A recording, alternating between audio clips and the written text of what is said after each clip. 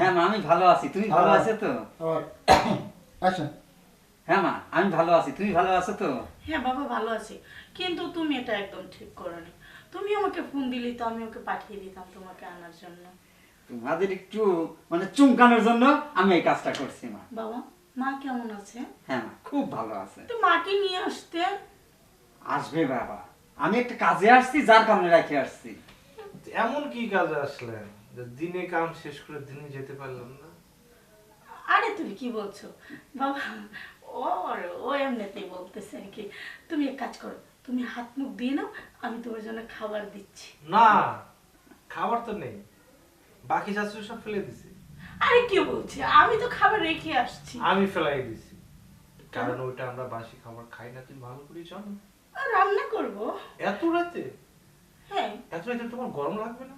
আরে লাগুক না, তুমি কি দেখতেছো না আমার বাবা আসছে? তোমার বাবা মনে হয়